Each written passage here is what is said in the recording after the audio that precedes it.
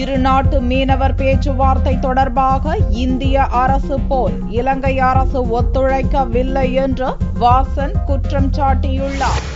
இந்திய அரசின் உப்புத்துறைக்கு சொந்தமான நிலத்தை எண்ணூர் காமராஜர் துறைமுகத்திற்கு ஒப்படைக்கும் நிகழ்ச்சி சனிக்கிழமை அன்று சென்னையில் நடந்தது. நில ஒப்படைப்புக்காக 483 கோடி ரூபாயை கப்பல் துறை அமைச்சர் வாசன் மத்திய தொழில்துறை இணை அமைச்சர் சுதர்சன நாச்சியப்பனிடம் வழங்கினார். மேலும் 4512 கோடி ரூபாய் மதிப்பிலான இந்திய ஆயுள் கழகத்துடன் ஒப்பந்தம், 1270 கோடி ரூபாய் செலவில் சரக்கு பெட்டகம் முனையம் அமைக்க ஒப்பந்தம் ஆகியன கையெழுத்தாயின.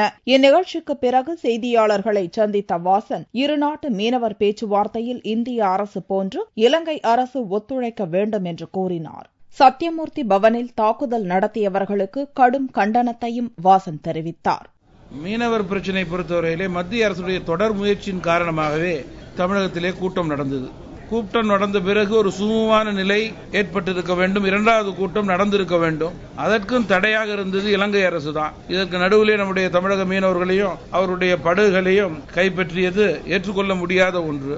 தொடர்ந்து இந்த பணியை அவர்கள் தவறான வழியிலே செய்து கொண்டிருக்கின்றார்கள். இதற்கு அவர்கள் ஒரு முற்றுப்புள்ளி வைக்க வேண்டும். மீனவர்களை பொறுத்தவரையில் இது வாழ்வாதார பிரச்சனை. வருங்காலங்களிலே அச்சமில்லாமல் அவர்கள் மீன்பிடிக்க செல்வதற்கு இந்தியாவை போல் இலங்கையும் மீனவர்களுக்கு ஒத்துழைக்க வேண்டும்.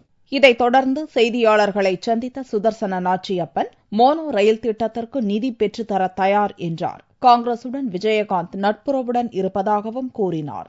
தமிழகத்துடைய முதலமைச்சர் அவர்கள் ஜைகா என்ற நிறுவனத்தின் மூலமாக மானோ ரயில் திட்டத்திற்கு 5740 கோடி ரூபாய் நிதி உதவி தேவை இருக்கிறது, அது பற்றி நாங்கள் செயல்பட இருக்கிறோம் என்று ஒரு அறிவிப்பு கொடுத்திருந்தார்கள். அந்த மானோ ரயில் திட்டம் பற்றிய முழுமையான ஒரு ப்ராஜெக்ட் ரிப்போர்ட் அவர்கள் கொடுப்பார்களேயானால் அந்த ஜைகோவின் மூலமாக ஜப்பானுடைய உதவியில் அந்த திட்டத்தை நாம் நிறைவேற்ற முடியும். நரேந்திர மோடி குறித்து கருணாநிதி நண்பர் என்று கருத்து தெரிவித்திருந்தாலும் கொள்கை என்று வரும்போது அதற்குத்தான் முக்கியத்துவம் தருவார் என்றும் சுதர்சன நாச்சியப்பன் தெரிவித்தார்.